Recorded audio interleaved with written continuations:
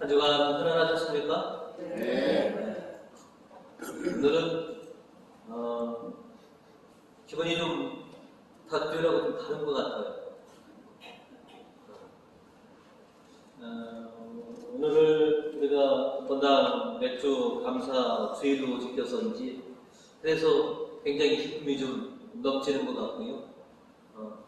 성당 경내에 들어오시니까 냄새도 좀 예전과는 좀 사뭇 다른 향이 나는 것 같기도 하고요. 올해 첫 결실들을 정성으로 마련해서 제가 예쁘게 이렇게 주님께 바치고 있습니다. 여러분 그래도 풍성하고 예쁘게 보이죠? 하나님께서도 예쁘고 기쁘게 아마 받아주시리라 믿습니다. 오늘 제단의 예물과 제물을 바치면서 우리가 하나님의 은혜에 감사를 드리고자 합니다. 바쁘게 살다 보니 소중한 것과 또 감사한 것들을 제대로 드러내지 못하고 살았는데 이렇게 특별한 맥주 감사 주일을 통해서 하나님께 그동안 하지 못했던 그런 감사를 드리는 그런 시간을 허락해 주셔서 참 감사할 따름입니다. 오늘 맥주 감사 주일을 지키기 위해서 가만히 지난 반년을 이렇게 더듬어 보니 참으로 지금 내가 있기까지 좀 하나님께서 많은 은혜를 베풀어 주셨구나, 하나님께서 많이 도와주셨구나, 많이 보호해 주셨구나 라고 하는 것을 새삼 깨닫게 됩니다. 그래서 오늘 그동안 은혜를 베풀어 주신 하나님께 좀 감사함을 좀 표현하려고 합니다.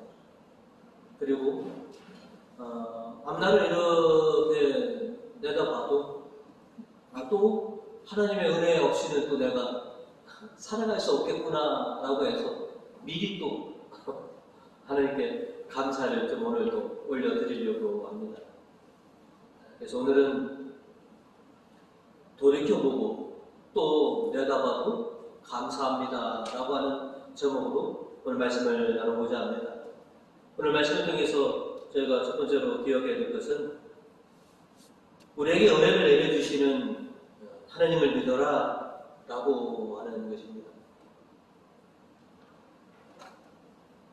풍성하고 기쁜 맥주 감사주의를 지키는 우리들에게 하나님께서는 신명기에서 오늘 2절을 통해서 우리에게 이렇게 말씀하고 계십니다. 너희는 지난 40년간 광야에서 너희 하나님 야훼께서 어떻게 너희를 인도해 주셨던가 더듬어 생각해 보아라. 지난 반년 동안 하나님께서 너희에게 어떤 은혜를 베풀어 주셨는지 더듬어 생각해 봐라 라고 하는 말씀으로 제 귀에 들려왔습니다.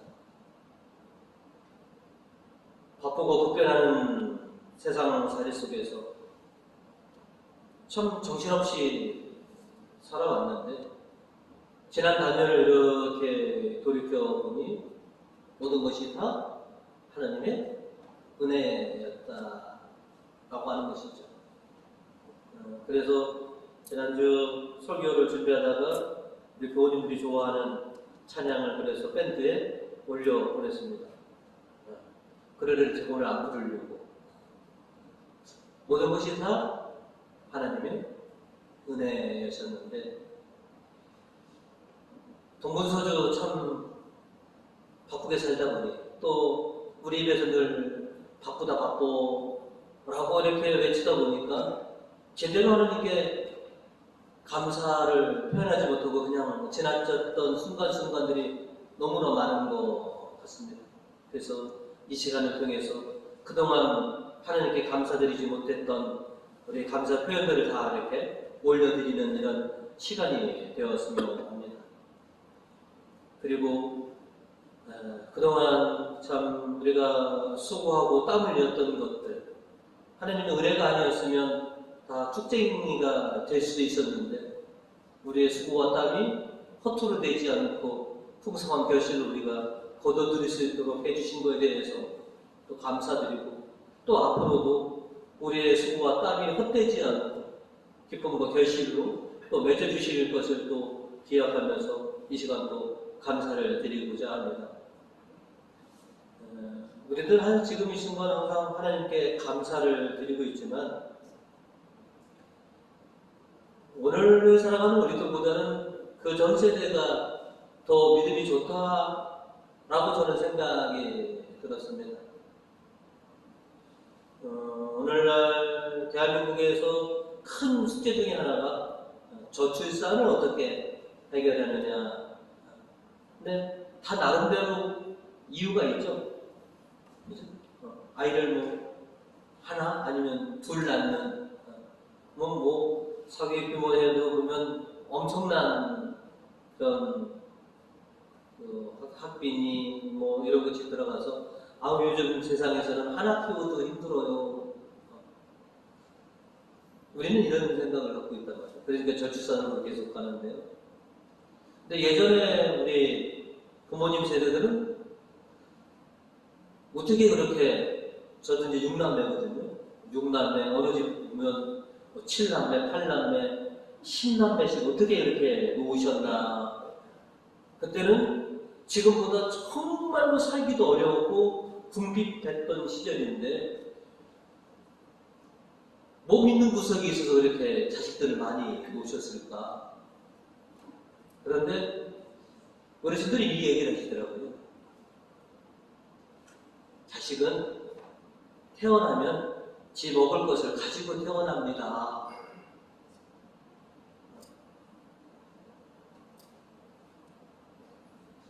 이런 말씀을 하시는 분들이 참으로 많았습니다. 근데 그런 말씀을 하시는 분들은 다 다복한. 근데 저희도 육남매도 보면 좀 어려운 시절이지만 지금 다 잘 먹고 부모님 때문에 행복하게 살고 있거든요. 그리고 그분들이 저는 훌륭한 신앙인이었구나라고 생각이 됩니다. 왜냐하면 그렇게 말씀하시는 분들에게는 하나의 믿음이 있으셨던 것이죠.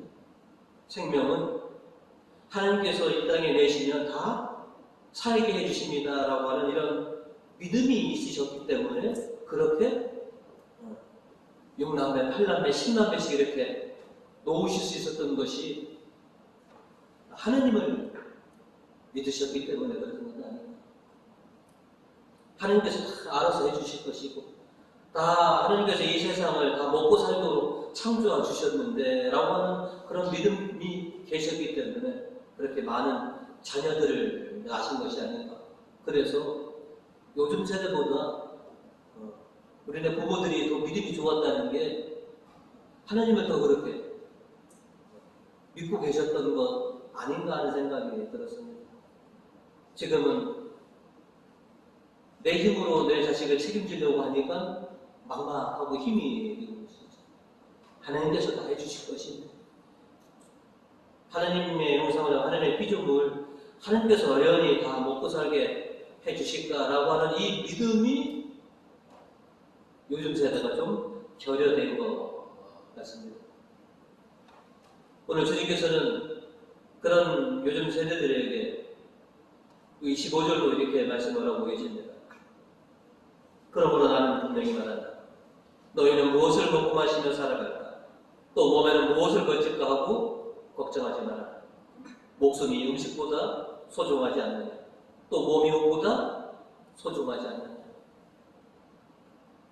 흔히들 걱정도 팔자다라고 했습니다. 내가 다 먹여 살리고 다 살게 할 텐데 너희가 뭐 이렇게 걱정을 하고 있느냐? 너희를 먹여 살리는 것은 내 고민이고 내 걱정이지 너희의 걱정이 아니다. 내가 너희를 이 세상에 내었으니 내가 어련히 너희를 살피고 너희를 먹이고 너희를 돌보지 않겠느냐. 그러니 너희는 걱정하지 마라. 나만 믿어라.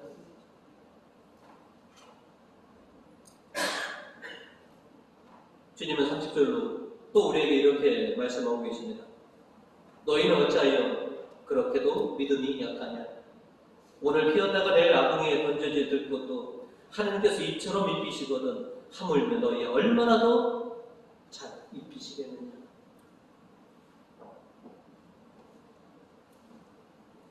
우리 아버지가 누구냐?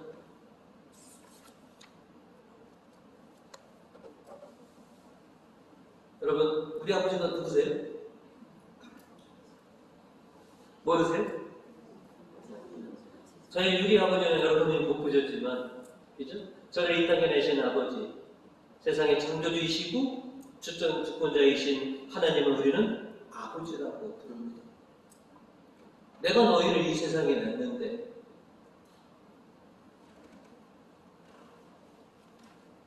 뭐 이렇게 걱정이 많고 믿음이 약하냐? 아버지를 못 믿냐? 그죠? 여러분들도 자녀들에게 종종 그러십니다. 아빠가 있는데, 엄마가 있는데 아빠만 믿어? 엄마만 믿어? 너희는 걱정하지 마. 아빠가 다 알아서, 엄마가 다 알아서 해결해 줄게. 능력 없는 우리도 이렇게 자녀들에게 큰 소리를 치는데, 우리 아버지는 그죠? 이 세상에 창조하셨고 이 세상의 주권자이신데 그런 아버지가 걱정하지 말라는데 우리가 왜 사서 걱정하고 있느냐는 것이죠. 우리가 걱정하는 것들은 주님 눈 밖에 난 사람들이나 걱정하는 일이다. 이방인들이나 걱정해야 될 일이다. 32절로 이런 것들은 모두 이방인들이 찾는 것이다. 하늘에 계신 아버지께서는 이 모든 것이 너에게 있어야 할 것을 잘 알고 계십니다. 뭘 먹고 뭘 마시고 뭘 입을까? 이런 것들은 이방인들이 하는 것이다.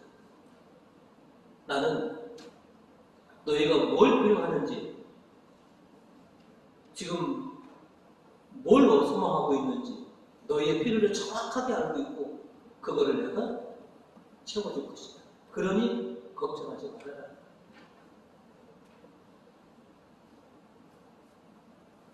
우리 아버지 하나님은 우리의 필요를 아시고 우리가 가장 적절한 때, 가장 필요한 때 우리의 필요와 부족함을 채워주시는 그 아버지이심을 우리가 믿어야 되는 것이죠. 바쁜 세상, 급변하는 세상 속에서 아버지 하나님, 은혜가 풍성하신 아버지에 대한 믿음을 너희가 굳건히 가져라. 내가 너희에게 은혜를 베풀어 주겠노라. 아버지를 믿어라.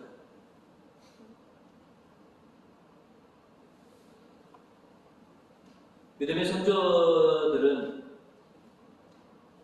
은혜를 베풀어 주신 아버지 하나님에 대한 굳건한 믿음을 가지셨던 분들입니다.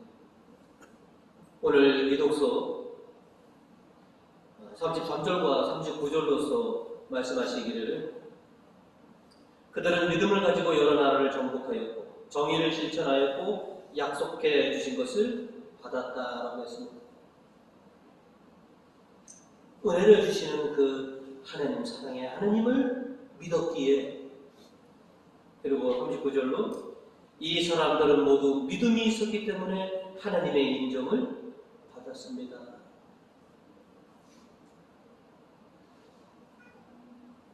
좀 바쁘고 힘들고 좀 다변하는 세상 속에서 그저 우리가 소망을 걸 것은 은혜이신 아버지 하나님에 대한 믿음이 있느냐 하는 것이죠. 왜냐하면 우리가 누구 자녀입니까? 이게 속된 말로 누구 자식입니까? 하나님 자식. 그죠? 우리 아버지가 여러분들 가끔가 다 그러잖아요.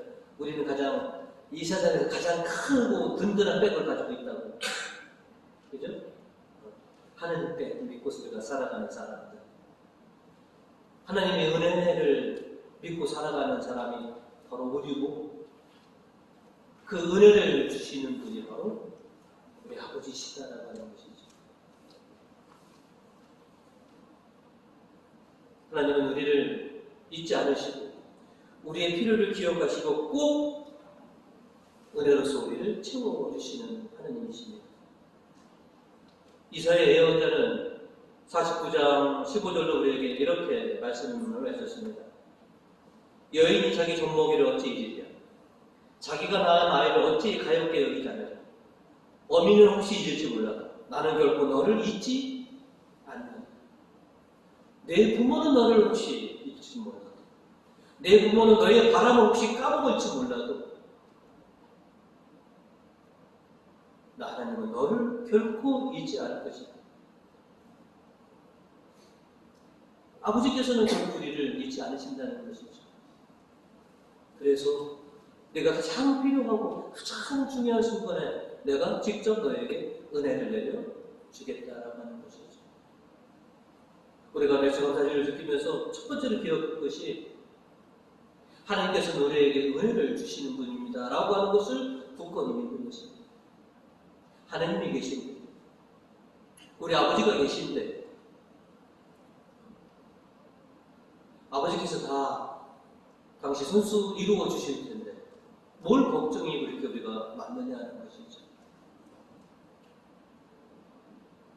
사서 걱정하지 마시고 아버지께 다 맡기시고, 그죠? 아버지께서 여러분에게 은혜를 베풀어 주실 그 순간만을 생각하면서 아버지를 믿는 그런 굳건한 믿음을 소유하시는 우리 부모님 되시기를 주님의 이름으로 축원드립니다. 오늘 두 번째로 저희가 기억해야 할 것은 주님의 뜻을 배우고 지켜라 라고 하는 것이죠.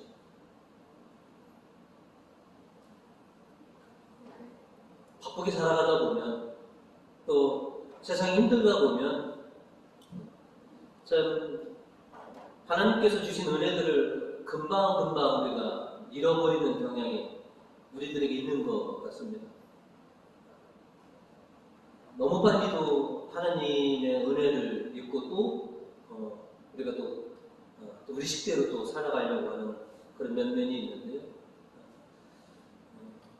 오늘 은혜를 베풀어 주신 주님을 믿고 또 내가 그 은혜로 풍성한 삶을 살려면 주님의 뜻을 배우고 그 뜻을 실천해야지만이, 그래야지만이 내가 은혜가 풍성하게 살 수 있다라고 하는 것이죠. 우리 교우님들 중에서 하나님의 은혜를 받아야 할 사람은 여기 한 분도 안 계십니다.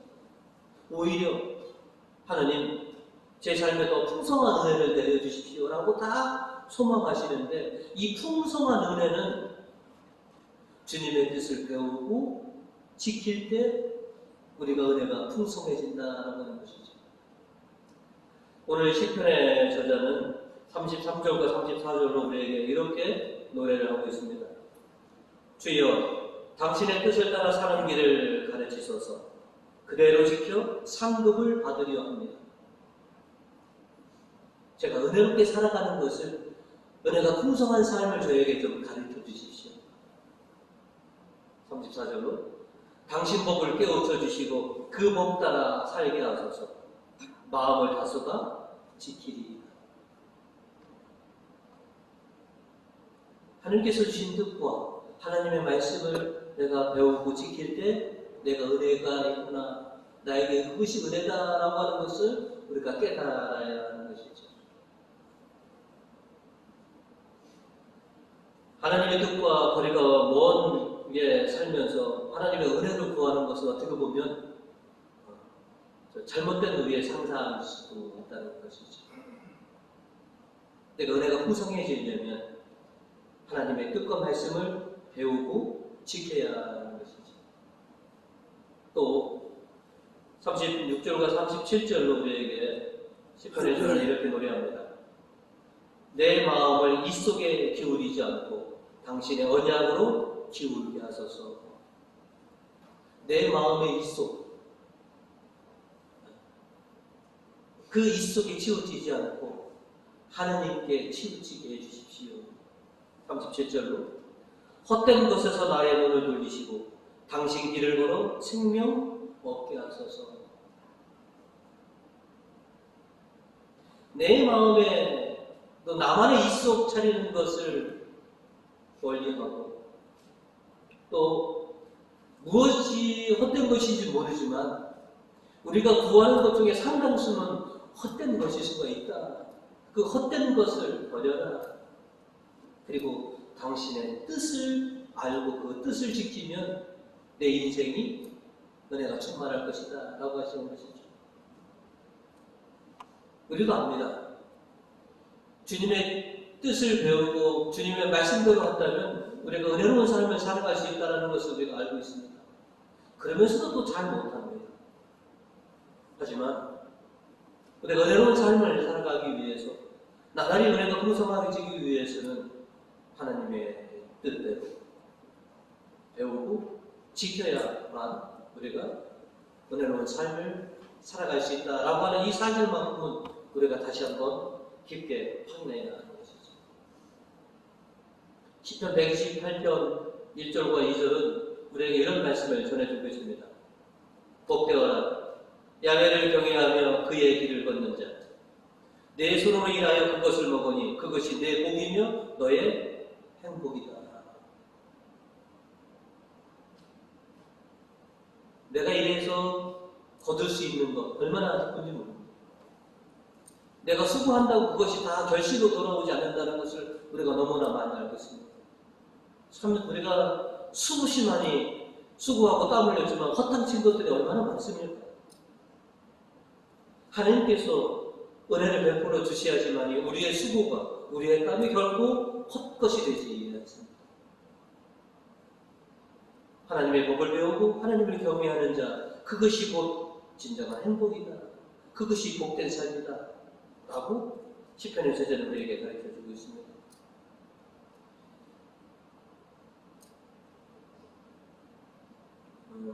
우리 교우님들이 제단의 예물을 참 성심성의로 준비하시는구나 라고 하는 것을 어제 오늘 지켜봐서 알았습니다.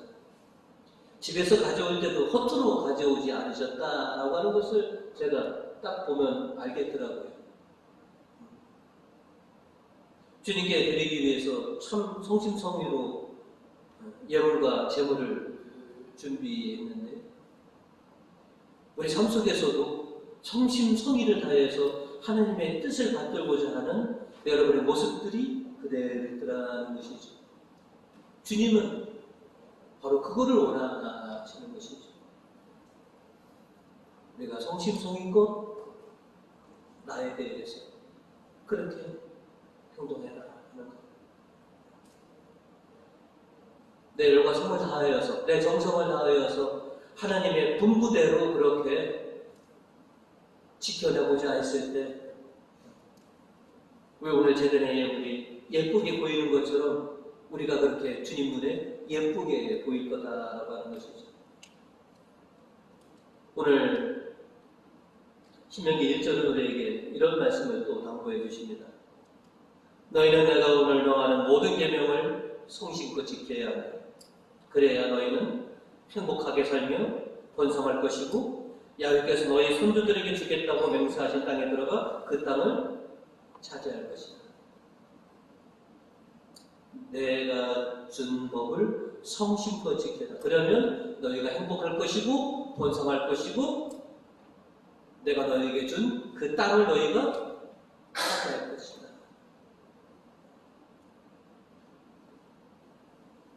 그게 은혜로운 일이라는 것이죠. 어떻게 하면 내 삶의 은혜가 풍성하실까? 1절대로 하시면 됩니다. 주님의 말씀을 성심껏 지키면 내가 행복할 것이고 나와 내 집안이 번성할 것이고 하나님께서 나에게 주신 약속의 땅을 내가 차지할 거다라고 하는 것이죠. 우리 교우님들, 주님께서 여러분에게 준비해 놓으신 그 은혜의 선물들을 다 받으시는 그런 은혜로운 우리 교우님 되셨으면 합니다. 아멘. 여러분이 소망이 크시다고요? 바라신 게 많으시다고요? 걱정하지 마십시오. 우리 아버지는 은혜가 풍성하신 분입니다. 옛날에 불렀던 찬양 중에 은혜가 풍성하신 하느님이라고 하는 찬양이 있어요. 1절 가사가 어떻게 됐냐면 은혜가 풍성한 하느님은 믿는 자 한 사람 한 사람 어제도 오늘도 언제든지 편찮고 보호해 주시네. 기억나시죠? 우리 아버지는 은혜가 풍성하셔서 여러분 한 사람 한 사람에게 다 은혜를 주셔도, 그리고 어제도 오늘도 내일도 변치 않고 그저 당신에게 이쁘게 보이는 자식들에게, 당신 뜻을 잘 지키는 자식들에게 풍성한 은혜를 내려주시는 그 하느님임을 우리는 믿습니다. 또 이렇게 보면 지난 상반기 많은 은혜들을 받았지만 또 내다보면 그보다 더 큰 은혜가 우리한테 놓여있다라고 하는 것이 저 멀찍이 보이고, 이것을 내가 고스란히 은혜로 내가 차지하느냐라고 하는 것은 다 나하게 된 것입니다. 옛날 CF에서 그랬던가요? 남편은 여자하기 나름이고 사람은 하느님 하기 나름이다. 하느님 하시기에 따라서 우리에게 은혜의 양이 달라집니다. 그죠?